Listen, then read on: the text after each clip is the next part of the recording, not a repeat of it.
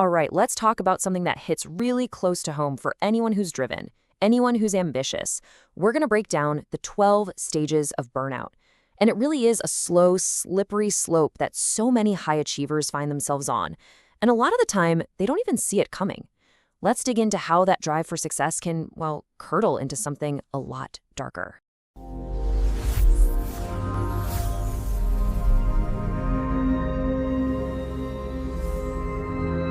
Okay, before we dive in, we have to get this out of the way, and it's really important. This guide is purely for educational purposes. It is not medical advice. If you're feeling hopeless or you're in a crisis, please just pause this right now and get in touch with a health professional immediately. Your well-being is what matters most here. So let's just get right to it with the big question. You feel exhausted, maybe you're a bit irritable, and you're just running on fumes. But the question is, are you just tired from a really tough week? Or is this something more? Could this actually be burnout? And just to be clear, burnout isn't just some trendy buzzword. The World Health Organization actually calls it an occupational phenomenon. What that means is it's a real, legitimate issue that comes from the workplace, not some kind of personal failure. We're talking about a deep, deep state of exhaustion, physical, emotional, and mental, that comes from stress that's just gone on for too long, completely unmanaged. It's the final result of a very long, slow burn. Now, this is probably one of the most important distinctions we need to make, the difference between stress and burnout. They are not the same thing. You see, with stress, you're overengaged. You're pushing too hard, you're hyperactive, you're anxious. But with burnout, you're disengaged. You've kind of checked out, your emotions get blunted, you feel hollowed out, and your whole outlook shifts from, I can do this, to, what's the point?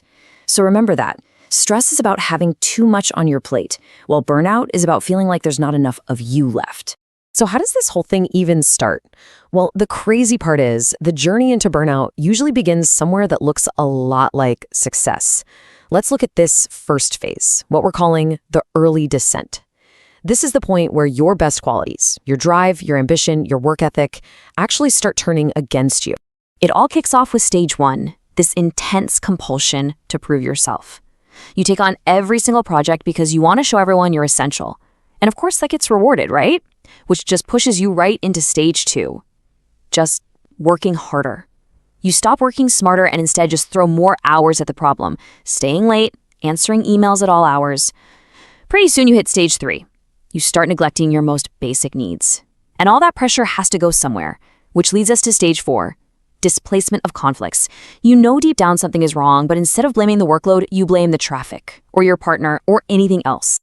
And this right here, this captures stage 3 perfectly.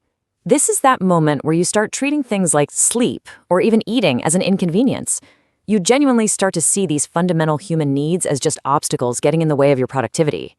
And that isn't a sign of dedication. It's a huge, flashing red flag that your priorities are getting seriously out of whack. Okay, so from here, things start to get a little more serious. This is what we're calling the accelerating fall. This is when the problems that were happening inside you start to show up on the outside.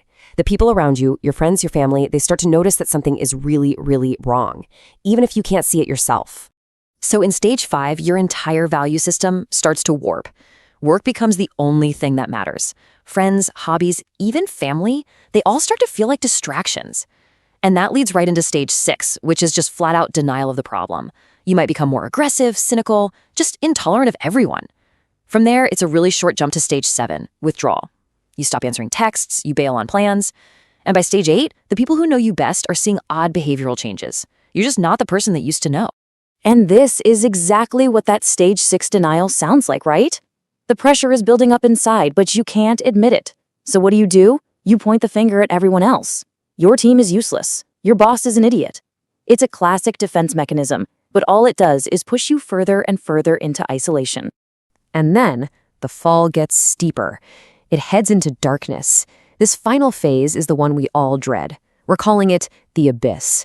This is where the internal damage becomes really profound, and the consequences get severe. This is what hitting rock bottom looks like. Stage 9 is something called depersonalization, where you feel totally detached from your own life, like you're just watching a movie of yourself. This feeling deepens into stage 10, a profound, hollowing inner emptiness. And this void can actually lead to risky behaviors, just to try and feel anything. Eventually, this collapses into stage 11, depression, where everything feels hopeless, pointless. And finally, you hit stage 12, burnout syndrome. This is a total collapse, mentally, emotionally, and physically. It requires immediate, serious help. If that idea of depersonalization feels a bit abstract, just think of it like this. You feel like a robot. You're there in the meeting, you're nodding your head, but mentally, emotionally, you've completely checked out. You're just going through the motions, totally numb, with zero connection to yourself, your work, or anyone around you. Life just feels mechanical. Okay, so let's boil all of this down to the absolute core symptoms. These are the big red flags you need to be looking for. First, emotional exhaustion, that bone-deep feeling of being completely drained. Second, cynicism, that deep, dark negativity towards your job. Third, detachment, when you start seeing and treating people more like objects than human beings. And finally, inefficacy, that sinking feeling that you just can't get anything right anymore. If any of these sound familiar, that is your signal to stop and pay very, very close attention. Okay, after going through all that darkness, it is so important to remember that there is a way back up. It is not easy, not at all, but it is absolutely possible. So let's talk about the climb back up, the road to recovery. So where do you start? Well, the first step, and honestly the hardest one, is just admitting there's a problem, recognizing that you're burned out. From there, you have to disconnect and you have to rest. And I mean really rest, take real time off. Then seek support. Talk to friends, family, or a professional. Start to rebuild your physical health with good food and gentle exercise.